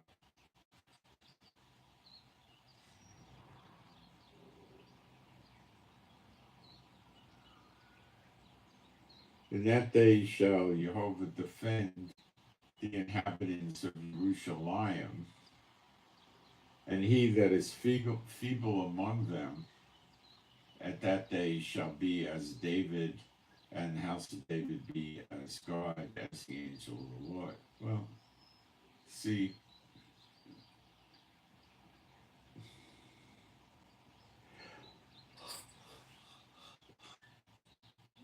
it shall come to pass in that day I will seek to destroy all the heathen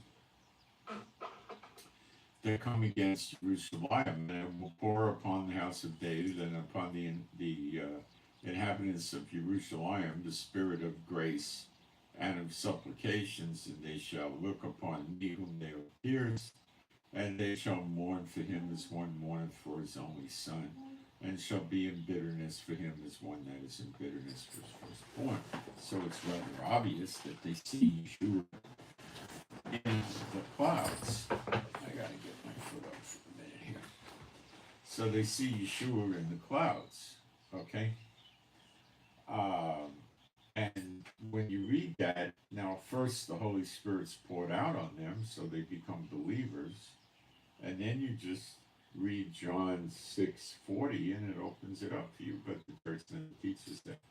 And this is the will of him that sent me, that every one which seeth the Son and believeth on him may have everlasting life, and I will raise him up at the last day.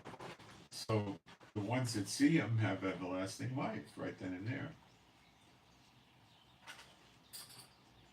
And, there's other scriptures that, lead us understanding these things. 1 John 3:2. And every, I'm in 4, how did that happen? Beloved, now are we the sons of God, and it doth not yet appear what we shall be. But we know that when he shall appear, we shall be like him, for we shall see him as he is. You will be like him. You see, this is foreign to the church.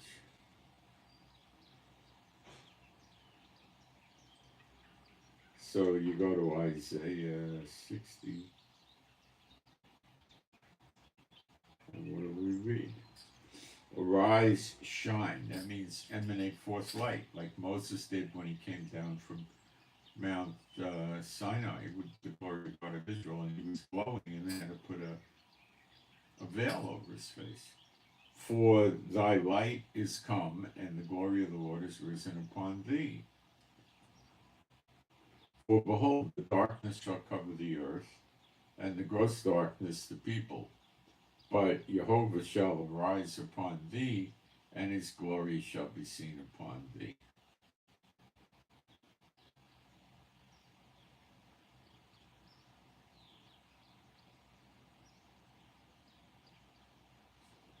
And we go to Revelation 1:7.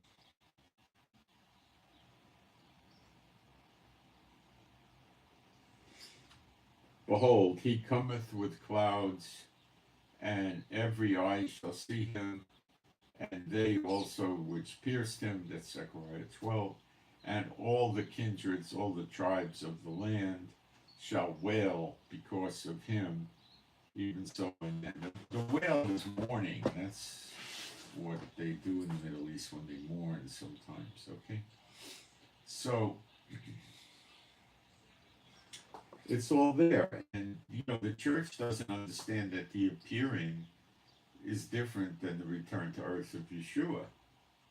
Because they rely not on their Bible, they rely on study Bibles and the pastor's teaching and the commentaries and all that stuff. The study Bibles and commentaries are put out by the Churchianity publishing houses that cater to the churches, or they would be bankrupt if they didn't. Matthew 24:30, and then shall appear the sign of the Son of Man in heaven, and there shall all the tribes of the land, it's mourn, and they shall see the Son of Man coming with the clouds of heaven with power and great glory. See, they just have no cognition of this at all.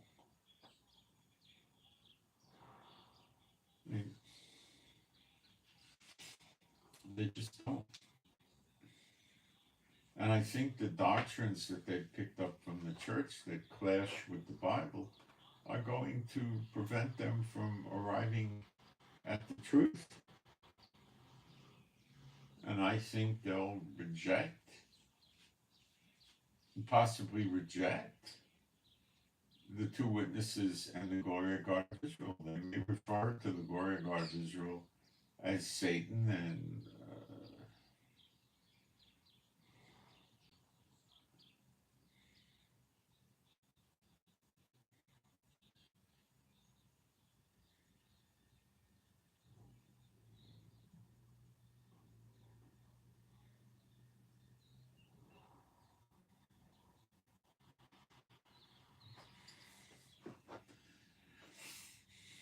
so they may just get into the two witnesses that are trying to put us under a burden of the Lord. They're not the two witnesses. They would be the beast and the false prophet and try to make Ezekiel 38:39 look like what's going on now. I don't know. They're so lost. They're so lost. See, they have another religion. That's it. Now, let me read 2 Corinthians 11:4. I probably should have read this before Christmas. For if he that cometh preacheth another Jesus whom we have not preached, or if you receive another spirit which you have not received from the apostles, he means, or another gospel which you have not accepted, you might well bear with them. See, people that observe Christmas are might well bearing with them in their other gospel and their other Jesus. And that's wrong. You don't sit in that. You don't attend it.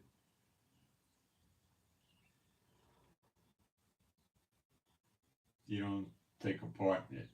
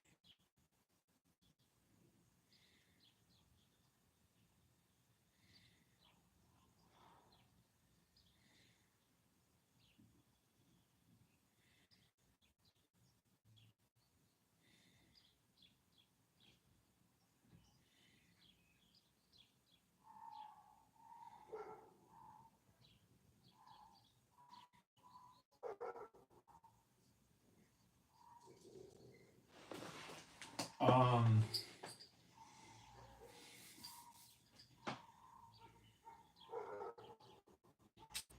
so what we're doing right now is just waiting. Um, what I'm waiting for is the threats to Israel to be tremendously reduced, and then I think we'll get the temple and Elijah will start working. Now, I think from that point to the point where the nations surrounding us are destroyed may take weeks, 2, 3 months. I don't know. But the first step, it may take a lot less. Remember, Syria went in 11 days. It may take 7 days. The Syria thing was remarkable. Nobody There was a political analyst that went to war colleges and a general would ever have come up with any theory in 11 days. Not even close. So we just witnessed something that was extremely out of this world for anything that we could expect. So you could see the same thing. Iran could go in a day or two. Yemen could go in a few days. I don't know what to tell you. If it's a trend that things are going to go very fast, then it'll happen. So it may not take much time at all. We may have just a brief period of time with Elijah in the temple and the Levites, and then they may decide they want to lay siege to us. Can we fit the daughter of Babylon into this scenario? Well, let me think. When they leave America, they're talking about entering into a pact with Jehovah in everlasting covenant. So I believe when they're leaving, they've already had the Spirit poured out on them. Because every eye shall see him. It's not just Jerusalem and Judah. So that's probably when they're going to start heading out the door.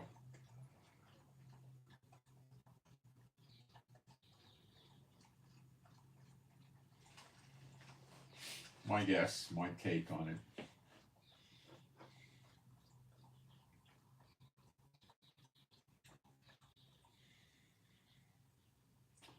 So, like I keep saying, I don't see the temple here in Elijah working with the Levites while missiles, drums, etc. are pouring in. I think there needs to be a more permanent ceasefire, which means they'll probably strike some kind of deal with Gaza or annihilate it.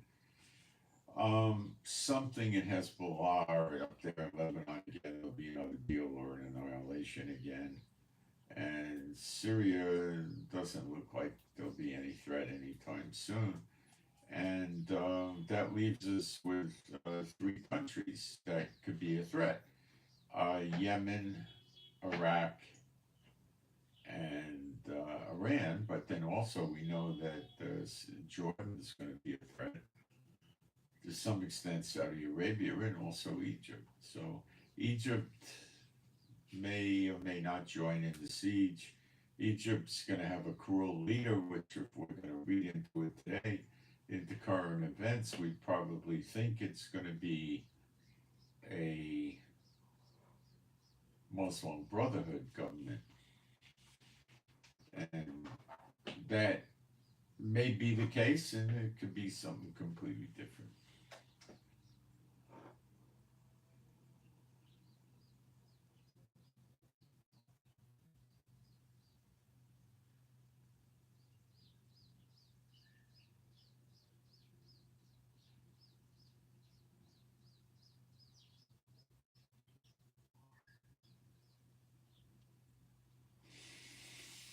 So that's the best I could come up with for today, now is to look at it this way. And it makes sense when we go to, some of you may not understand Malachi 3 or know about it, but I could just briefly get into the beginning here.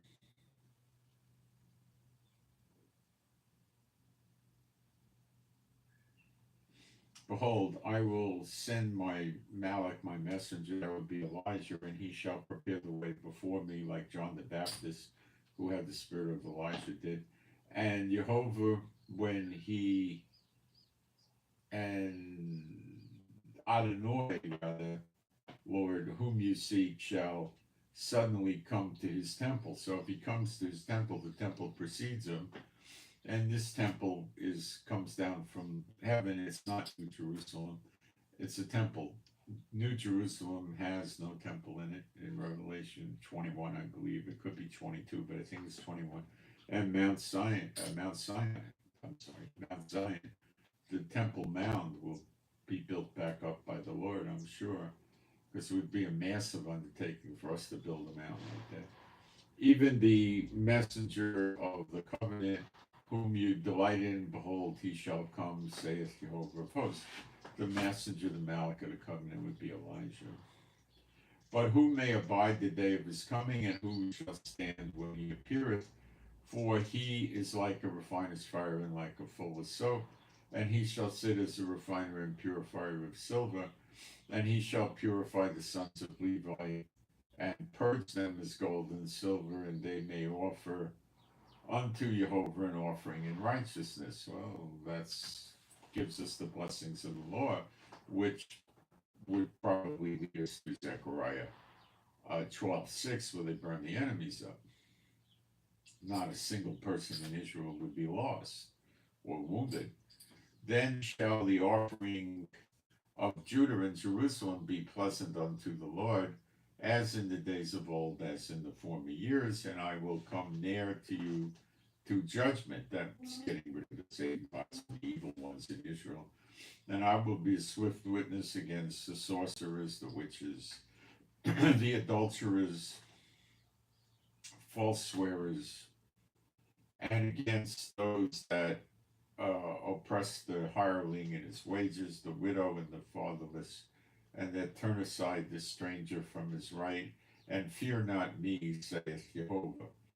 For I am Jehovah, I change not, therefore you sons of Jacob are not consumed, even from the days of your fathers you are gone away from my ordinances and have not kept them. Return unto me, and I will return unto you, saith Jehovah of hosts. And it goes on. So the time from the wicked getting burned up is probably when the offerings become acceptable unto the Lord, and the yoke around the neck from the internal government of Israel is taken off by their being gone, and the external yoke, the foreign countries taking advantage of us, will be gone.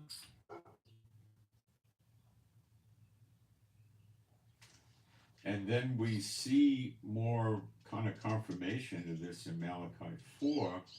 For behold, the day cometh, this is verse 1, that shall burn as an oven, all the proud and all that do wickedly shall be stubble, and the day that cometh shall burn them up, saith Jehovah of hosts, that it shall leave them neither root nor branch. Well, if this appears the way it's worded to mean the bad ones in Israel, the 2/3 that get cut off, because the 1/3 gets the dross and the tin burned out of them, purified. See, that's in Zechariah 13, verse 8 and 9. I can read that for you.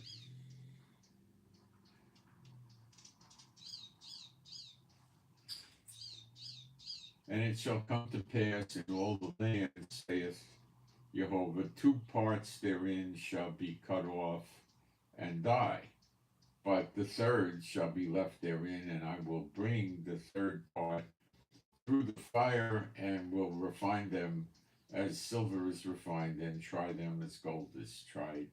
They shall call upon my name, and I will hear them. I will say, it is my people, and they shall say, Jehovah Elohim. So this is more than likely them getting cut off. I would think that's what it is. So then we go to Malachi 4:2. But unto you that fear my name shall the Son of Righteousness arise with healing in its wings. That's Yeshua. Its extremities. That's what it sits it on. The woman with the issue of blood grabbed it, sits it, and got healed. And you shall go forth and grow and frolic about like calves in the stall. That's the everlasting life, or like young again, without busted up, sick, injured bodies. And you shall tread down the wicked, for they shall be ashes under the soles of your feet. In the day that I shall do this, saith the Lord of hosts. Well, those on the right hand and the left hand laying siege to Israel, not in Israel. So I don't know why we would be walking on those ashes unless we were leaving Israel. So the ashes we're walking on are the bad ones in Israel, the 2/3 that get cut off. Remember you the law of Moses, my servant, which I commanded him in Horeb for all Israel, and the statutes and judgments. That's the same law that the church says is done away with. So it's kind of easy to think they'll start referring to the 2 witnesses, and the glory of God of Israel as the beast, the false prophet, and Satan. It's sad, but I think that you'll see it. It's quite sad. Behold, and it'll make people understand that they have an entirely different religion. But most people don't grasp that now. Behold, I will send you Elijah, Eliyahu,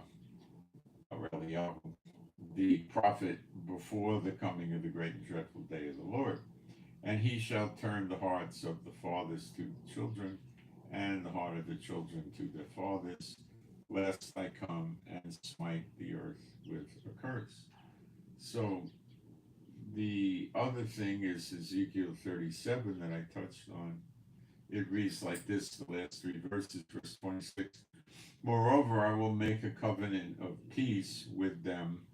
Now, Yeshua was actually the peace offering, the lamb. The sin offering's a bullock. But you're not going to have peace with the Lord unless sins are covered up. And he did that.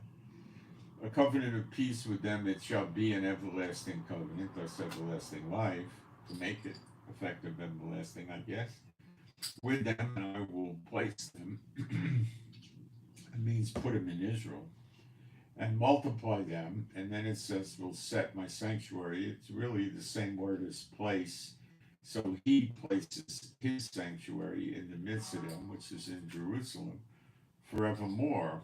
And forevermore is olam, which is the same everlasting word. It means from now off into the future, with an indeterminate future. My tabernacle also shall be with them. So there's going to be a tabernacle and a temple.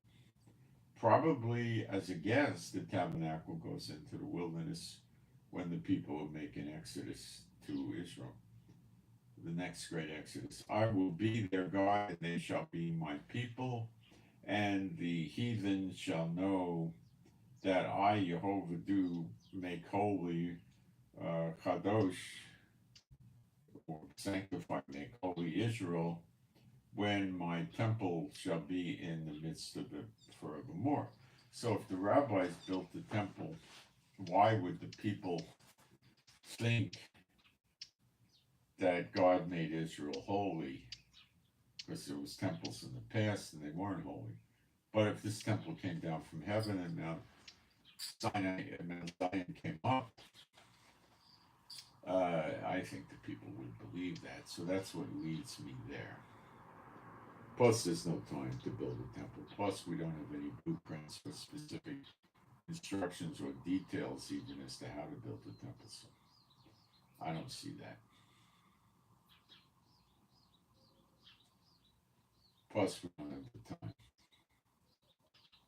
So we're stuck right now, I think, short-term temporarily, while some of these pieces that could be threatening to Israel get wound down, which would notably be Jordan and I guess Egypt, maybe Turkey. Turkey is in the Psalm 83 thing. And we know Iran gets destroyed, and I'm pretty sure Iraq's going to get it. So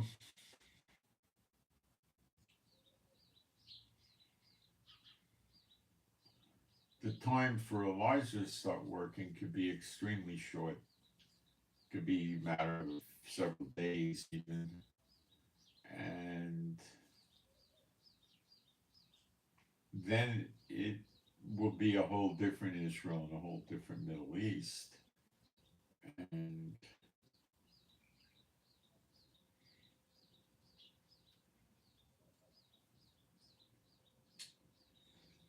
then they'll lay siege to Israel. Hold on a second.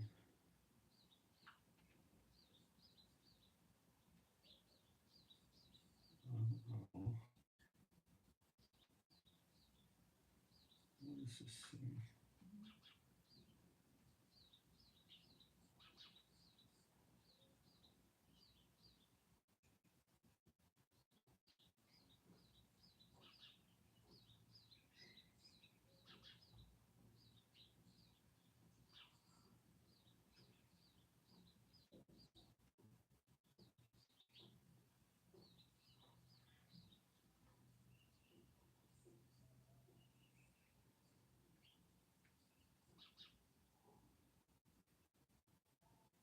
supposed to get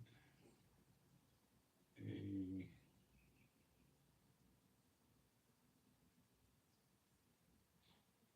delivery today.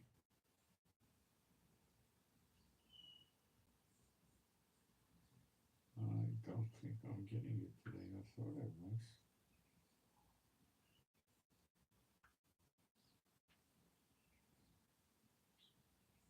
I may have ordered the food for next week by mistake. That's not good enough to change that or cancel it.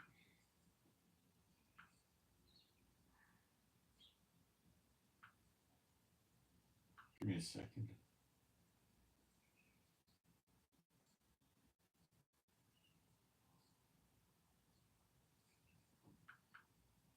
I don't know what's going on with them anymore. Okay. I have a feeling I'm not getting it today.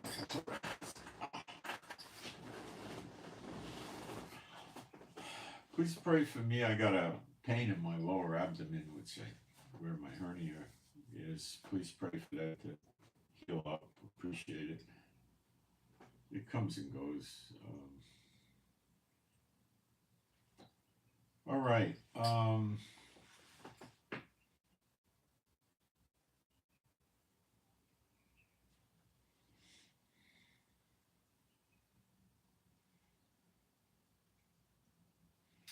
So let me see what's going on in the live stream. If I have questions or anything.